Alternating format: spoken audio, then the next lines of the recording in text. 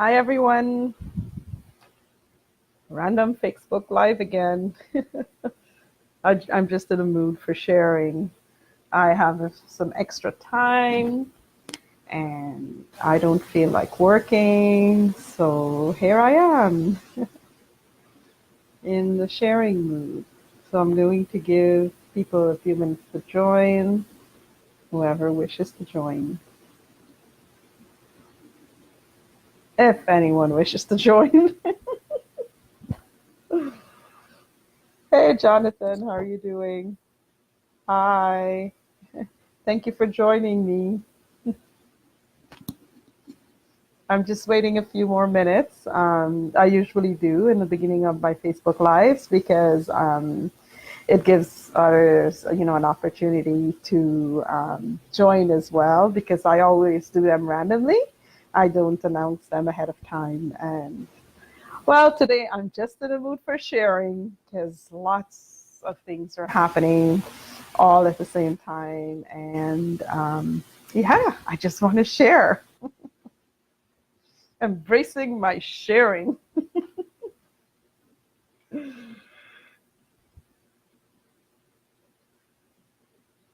Thank you. Thank you so much. I appreciate that, Jonathan. Thank you. Thank you.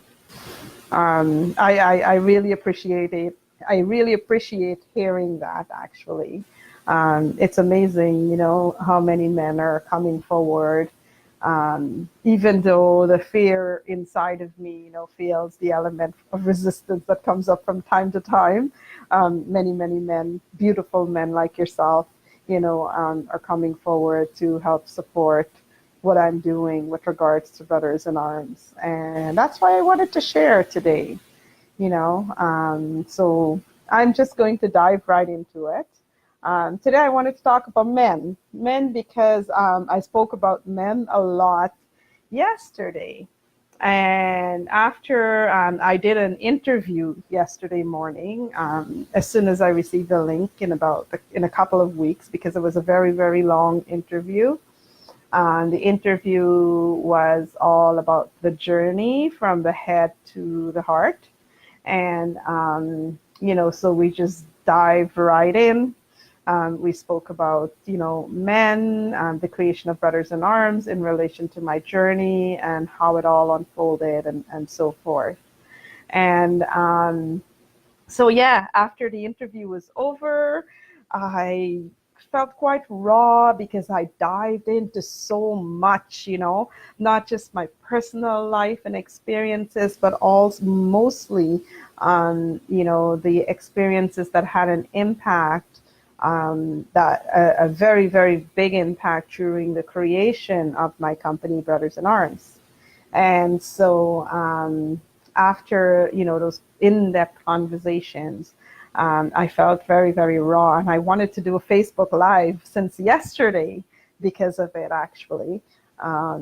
And again, so let's just dive right in and talk about men because I think this is an important topic that needs to, we need to hear more of, right?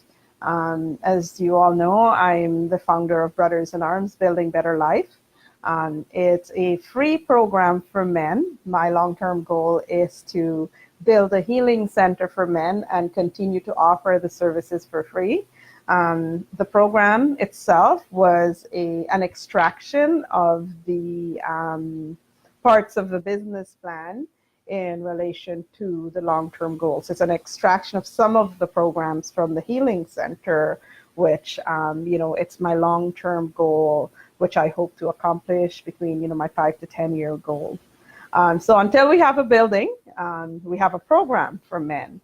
And this program started when while I was living in a homeless shelter 2 years ago. We lived 4 years ago, actually. We lived in there for about 2 years. And during that time, I came into the realization that something was missing. Something was wrong because, and as I start to, eventually I ended up doing a gap analysis. So I applied my, professional qualifications in terms of analytical work, and I did a gap analysis all across the system, actually.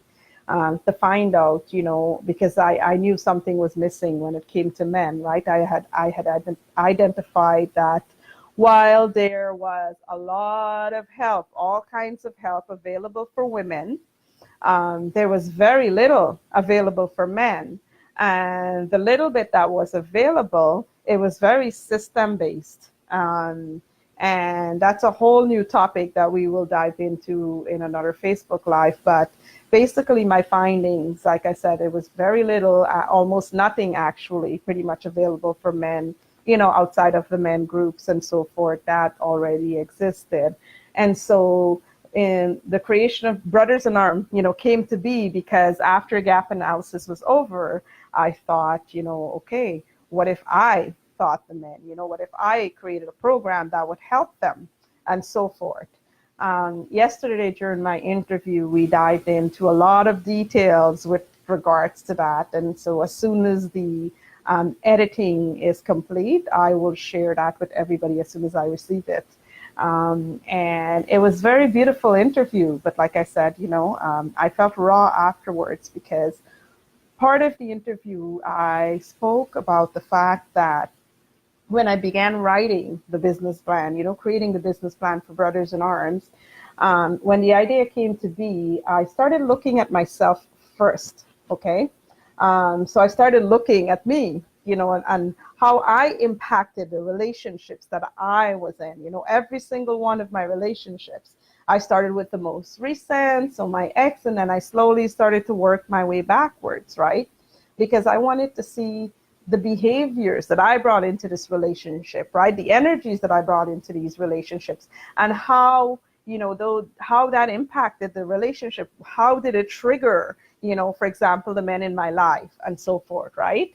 And then I did another analysis where I began looking at the men in my life.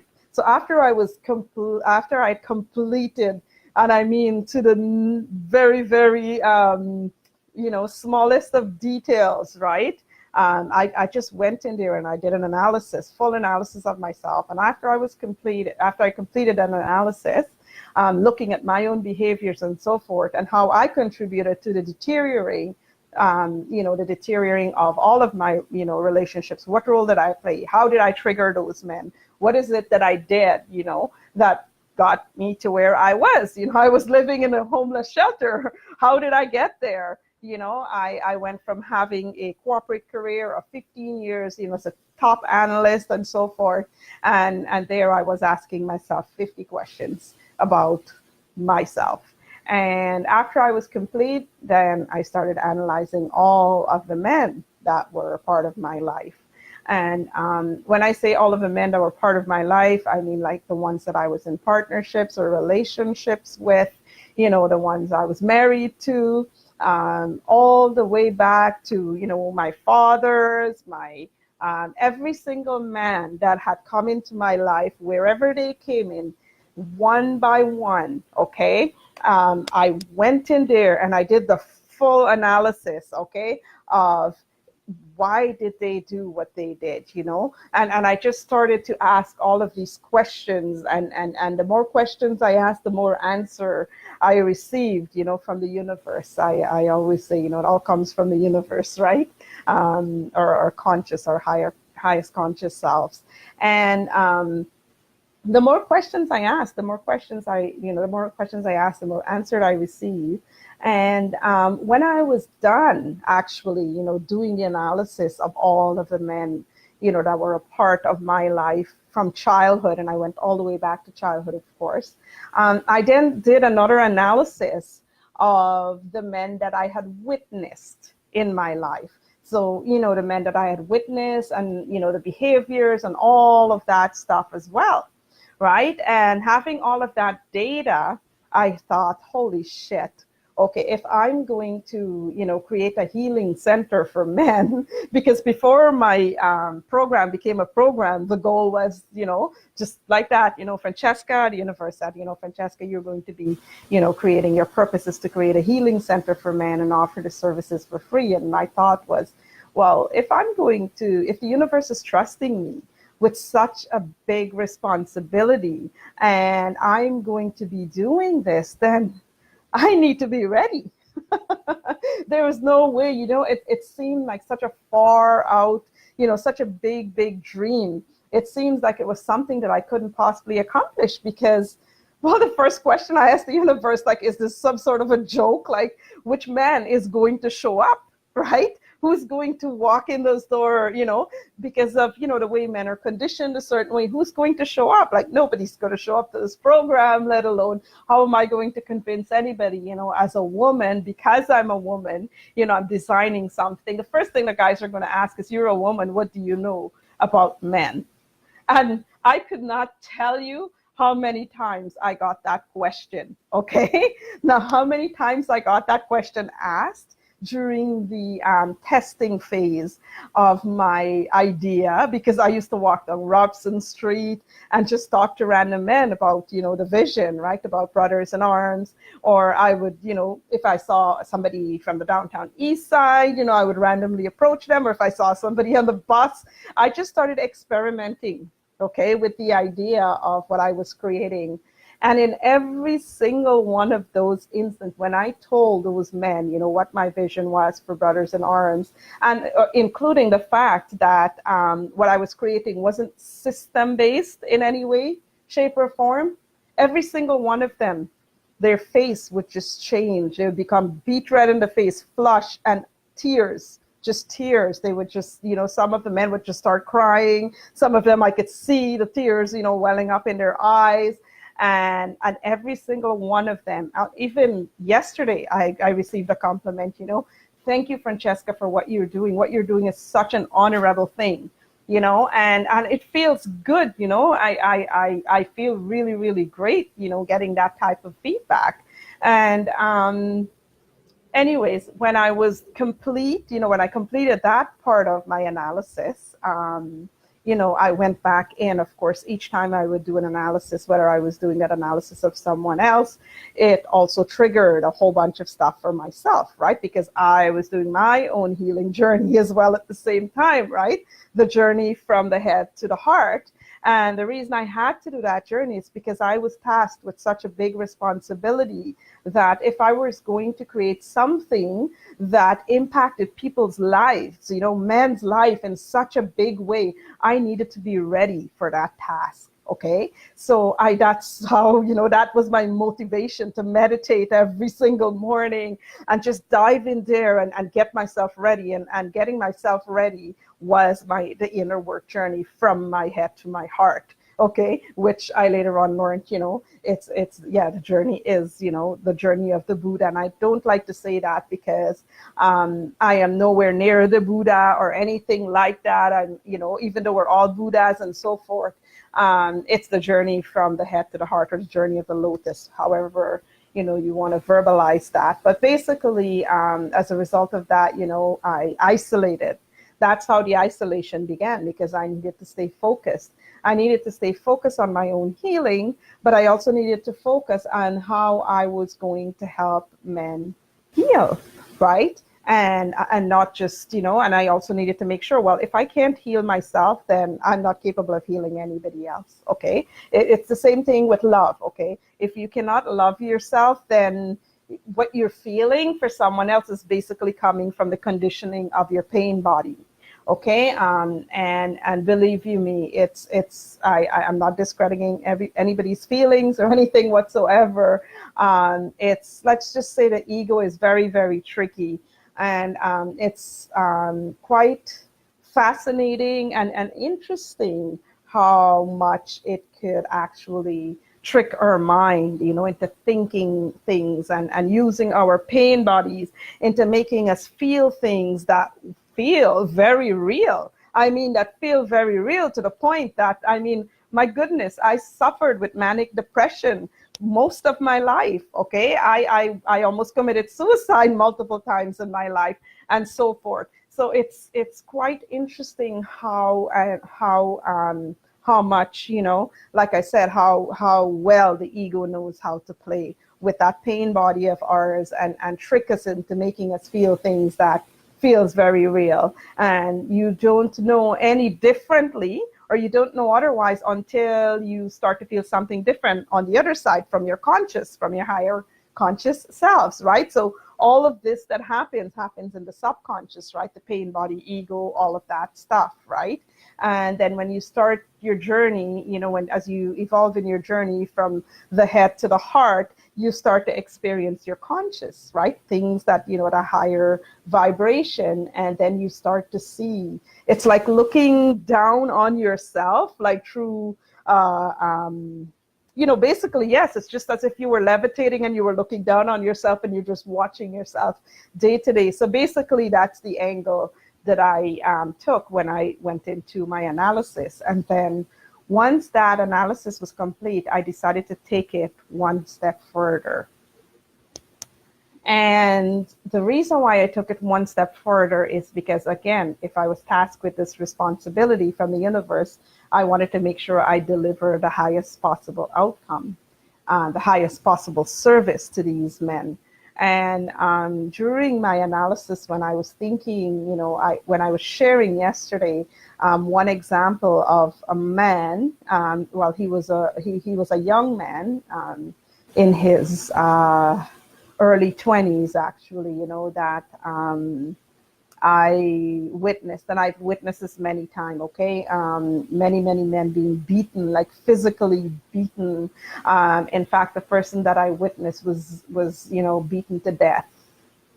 And I, prior to his death, every single night, I would hear him screaming, and I would hear the hitting, because he was being beaten with different materials and so forth. And I would hear this, I would physically hear this, and because my bedroom of where the location was and so forth. And remembering him played a big part in the building of Brothers in Arms, actually, inviting his energy in, because that's what I did. I invited all of the men energetically, into my vibration during that time, during my full moon ceremonies and so forth. And I would feel them. And then whilst I feel them, I would start to write. And I would start to write about them, write about, I would keep writing into my business plan and so forth. And so he specifically played a very, very big part in this creation of Brothers in Arms, because, like I said, there's a lot of physical abuse of men, and that I've witnessed in my life. And, men are conditioned a certain way, okay? They're conditioned to be tough. They're conditioned, with a whole bunch of fucked up limiting beliefs, okay, and conditioning that puts them to sleep emotionally in a way, in such a deep way that they often don't think emotional solutions. Like women, we're very, very emotional, we, oh my goodness, fuck, we're really, really emotional. Like, I'm sorry I had to laugh about that, but we are, right? Our pain body really fucks up our emotion in that regards. And so things come up, basically because we misunderstand what's going on, we misunderstand what's happening because of all of the expectations that we have and so forth. But that's a different topic about women. Sticking to the men, when I did that analogy, and I sat with, his energy for many, many days, actually. And yesterday that energy was here in my apartment again, presenting itself. And about a month ago, 3 weeks ago, it was here again. And the reason being is I discovered that I wasn't the only one that witnessed what had happened to this beautiful young man. In fact, another family member of mine, I thought I was the only one awake and hearing this at night, and heard every single thing that happened. Turns out that I am my sister's coach. And turns out that, as she was emptying herself, she started to share with me, right? This came up, and she started to share all the details. And, I turn around, I look, I'm like, holy shit, you heard that too? And anyway, so like I said, this energy, popped itself back up about 3 weeks ago or so, a month ago almost. And then yesterday, it popped itself back up again here in my apartment. And I remember feeling extremely raw because I realized that I had more grieving to do. It was a very traumatic experience for me, and I still needed to grieve more. I needed to talk to him. I needed to talk to his spirit and say how sorry I am, for what happened. And, I felt bad that I couldn't help, but, I was only a child. I was too young to even understand what was happening. And all of this, at the end of the day, all of the details aside and everything else, was a result of addiction. Okay. The person that did this to him struggled with alcohol addiction. And the person that did this to him did it to him because they claimed that he was alcoholic, and he actually was, and wasn't doing his chores. So yesterday, as I dived into some of the stories around the men that were, like I said, a part of my life, that some of the men that I'd witnessed, I talked about the part of my analysis when I decided that I was going to do this, embrace my life's purpose. I decided that I was going to invite each and every single person's energy, every single part of, the masculine energy, and explore it. Explore it, feel it, see what it feels like wearing the shoe of each and every person whose energetic vibration I was embracing, whether they were dead or whether they were alive, right? And then to take it one step further, when that analysis was complete, I decided, if I'm going to create a solution that really, really works and that have like a universal impact, then I needed to go further. And so I started Googling and looking up men like, what's his name, like Jeffrey Dahmer, and people who, were killers and stuff like that. And I did that because I wanted to get into, I really, really wanted to understand, certain behaviors and why these behaviors were actually, something triggered that, okay? Nobody wakes up, and then I said this in my interview too, at the end of the day, we're all humans, and none of us wakes up, nobody in the world that I could think of wake up and go, hey, you know what? I'm really feeling the urge to kill somebody today, or do any of the things that's being done today. Nobody wakes up and make such a decision from a rational mind, okay? Something triggered that decision. And normally it's associated with trauma, some sort of an underlying trauma. And whether that trauma rolled itself up into resentment against, other people, whether it's resentment against other men or resentment against women or so forth, it always shows up. And this is why I say, the entire world, like every single human being on the planet is mentally ill in some way, shape, or form, because we have all, in some way, shape, or form, experienced some sort of trauma, some sort of underlying trauma. And whether that trauma shows up in an extreme, case, or it shows up through addiction, or it shows up through, depression, however that shows up, it shows up. Okay.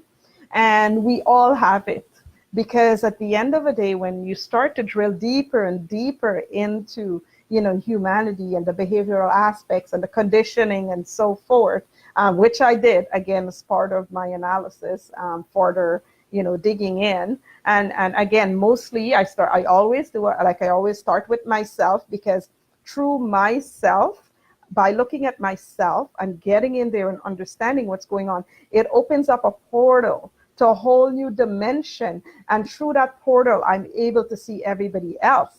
That's why I'm very good at the energy work that I do too. It's because I use myself as that portal. because when I open through myself, through my third eye, through, just through my entire being, I have the ability to see anyone else that I want to see, right? I have the ability to see everybody.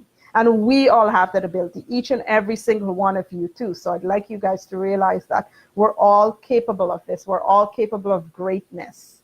And, and to access that, it takes a lot of courage, yes, because you have to go in there. And like I said, you have to start that journey, begin that journey from your head to your heart. And I guarantee you during the process, it will blow your mind. Like there were times when I was just like, holy shit, some of the discoveries I've made and so forth. And it makes me very excited because I want to write a book, right? I want to write so much because there's just so much information that I'd like to share.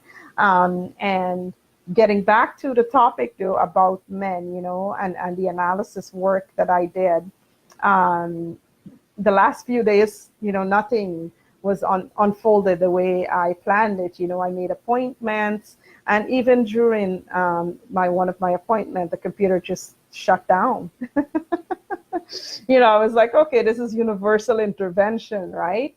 And this morning I was supposed to do an interview through a radio show, and for whatever reason, I had 2 Skype ID. Anyways, things didn't work out as planned, and so that interview was rescheduled as well. It's being rescheduled.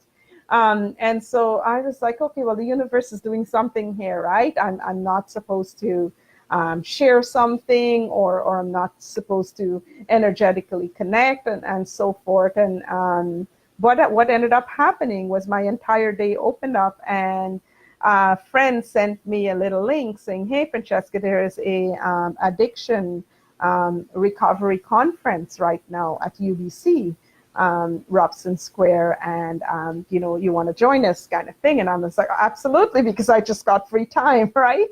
And so I thought, oh my God, this is great, because I attended a conference, and of course it was presented by the top physicians and scientists and so forth.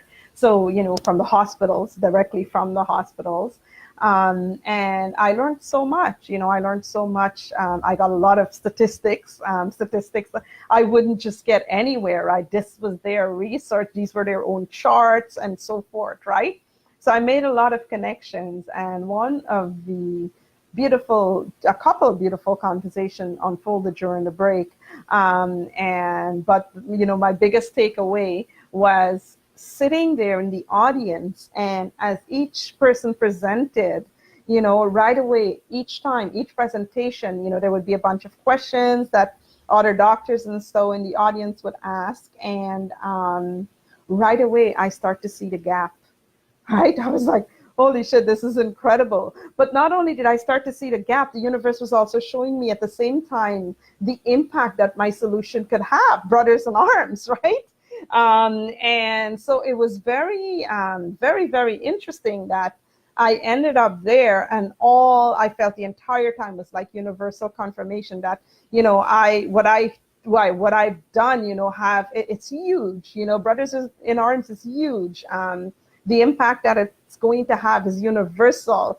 And not only that, one of the conversation that I, ended up having, it was a long conversation, but in the end, the person said, the doctor said, oh my goodness, Francesca, thank you so much for changing my perception, just shifting my perception in the way I see healing. And then the way I was thinking, the way in which I saw what we were sharing, it was very, very focused on medications, right? Like it was actually all about medication and the entire mental health aspect, part of it, what was missing. But not only that too, it was also the human aspect of it, right? And so forth. So there was lots of beautiful questions. And again, every time a question came up for me, it was a universal confirmation that I'm on the right track. I'm on the right track, and what I've created, it's solid, and I'm very excited. So I left the conference, thinking I was so excited. I thought I had to pick my daughter up from school, and then I forgot. she will, she was in soccer camp today. So here I am. I'm like, okay, I'm going to do this Facebook Live and share, because I wanted to talk about men, and I also want to talk about my own masculine energy, which I recently discovered was my reason that I was struggling to receive. Now, as most of I spent my entire life giving and giving. I enjoy giving. I love giving. It makes me feel joy. And recently, people in the community, when I say community, like the community that I live in Vancouver, have been recognizing, what I've been doing. Like, apparently, there's people who I guess have been following me. I didn't know, and then just, I guess, enjoying, the vibration and so forth, but also in doing so, seeing, when I help the homeless people and stuff like that on the street. And so recently I started receiving a lot, like people were offering, I was like free, everything from free Starbucks gift cards to, presents for Charlotte and so forth for her birthday. And, but when it was time for me to receive, someone asked me a question. Hey, Francesca, what do you need? Tell me, how can we help you? We want to give back. We've been observing what you're doing, and we just want to give something back for you, because there's, you're a great person and so forth, and we're inspired by your kindness and what you're doing. And I'm just turning my phone off, the alarm. And so I read the message and I froze. I froze because I was like, okay, I'm pretty sure I got rid of all of my limiting beliefs around receiving. I love receiving. I mean, like, oh my God, I love receiving as much as I love compliments, as much as I love if I'm walking down the street and a guy start to honk, as much as I love the attention, or my ego loves the attention anyways. So I love receiving. It's not that I don't like to receive. What I discovered the issue is I didn't know how to receive. And the reason why I didn't know how to receive is because I spend all my time, I'm always giving. Every single day I give something away, right? Pretty much, almost. This week, very little. In fact, almost nothing, because there's 33 cents in my bank account. But, outside of that, I literally have been giving every day. And I know there's 33 cents in my bank account. Interesting number, because the universe wanted to make sure I am learning this lesson of freeze or resistance that I felt. And upon drilling down further, I actually called a friend, and I was crying, and I'm like, I thought I took care of my receiving issues, and here I am. I don't know what to tell this person that's asking me what my needs are. It's Charlotte's birthday. I can't afford a birthday party. My fridge is empty. I have no money. And for whatever reason, I don't know, like I just, I was in this mode of just helping. So when this homeless guy said he didn't have any clothes, I just took the money that I had, like all the money that I had, and I went and I bought him clothes without thinking of the impact that it would have on my financial life, right? Because like I said, now I've had 33 cents, but I feel good. It's the best feeling of 33 cents I've ever had. So I'm enjoying it, I'm enjoying it because the breakthroughs that I've been having for the last few days was very, very interesting.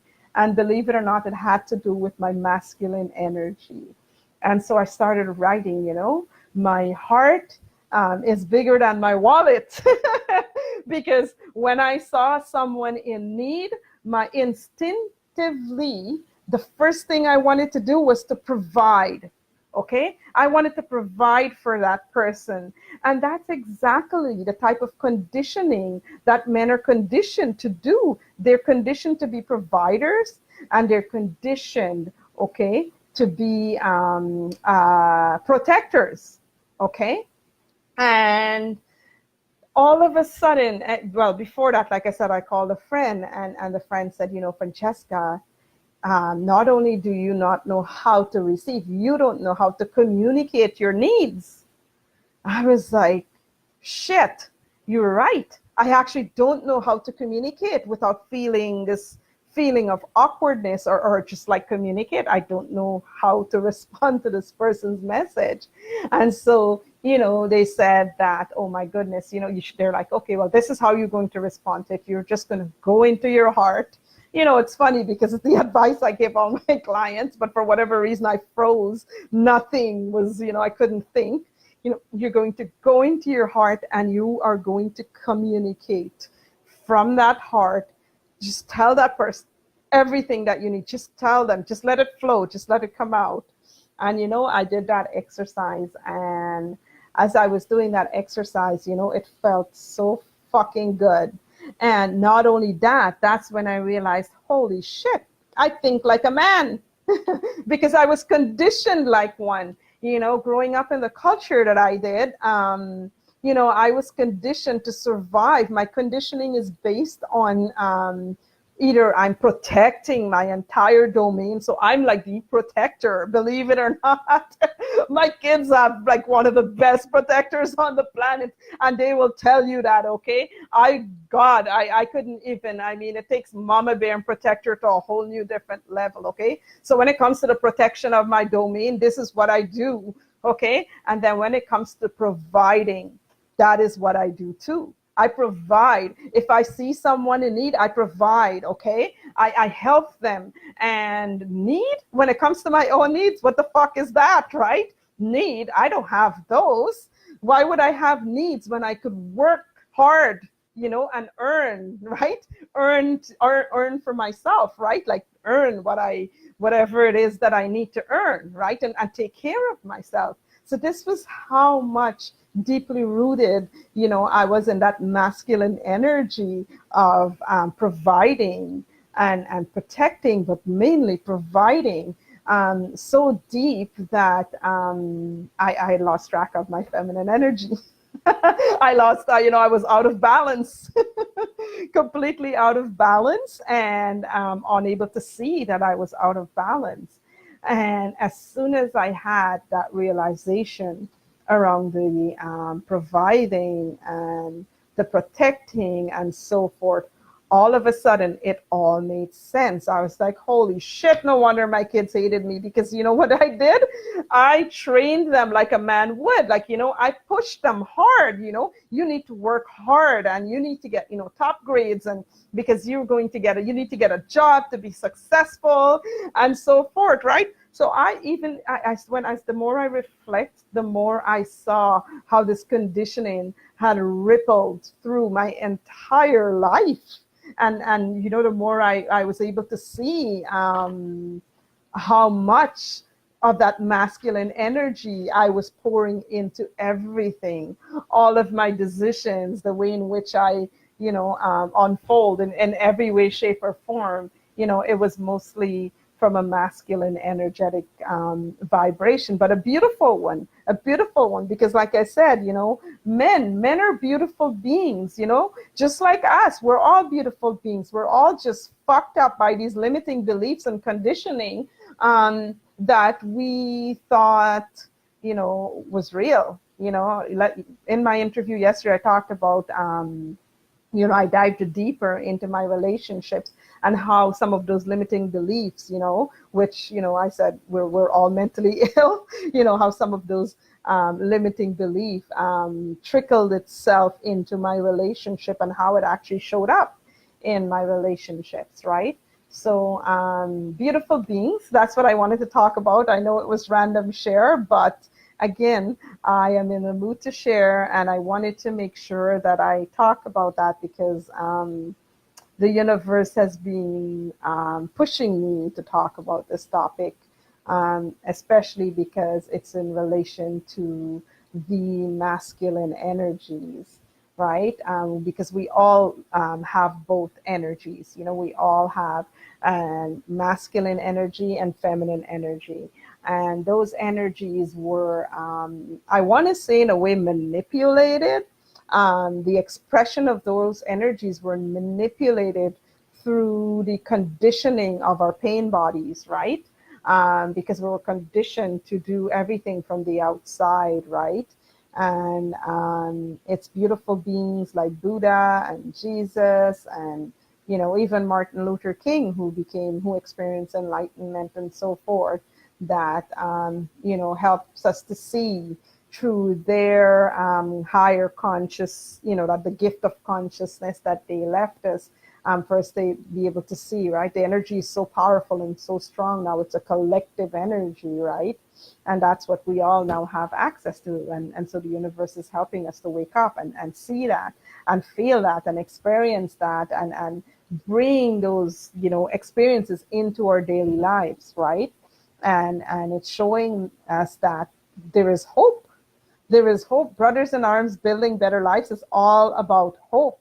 Hope that will unfold in so many different dimensions. Like even the doctor said today, you know, he's like, holy shit, like, you know, thank you, not just thank you for, you know, shifting my perception, but this is like opening up a whole new set of, you know, a whole new set of ways, right? Like a whole new way of healing or you know, looking at mental health and so forth, right?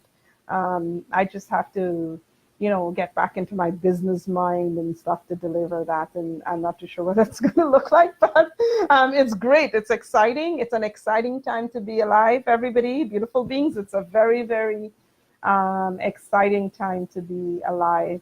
And that's all I want to share. So I hope out of my share, you guys, you know, receive some wisdom, because that's usually why I share. I also like to talk. It's another reason why I share. So today I'm embracing that beautiful, beautiful voice of mine that likes to express itself, you know, that loves to talk and that loves to share, because I love helping people. I love helping. It brings me joy. So thank you guys very, very much for joining me and being a part of my joy today. Thank you so much. I love you. Namaste. Namaste. Thank you.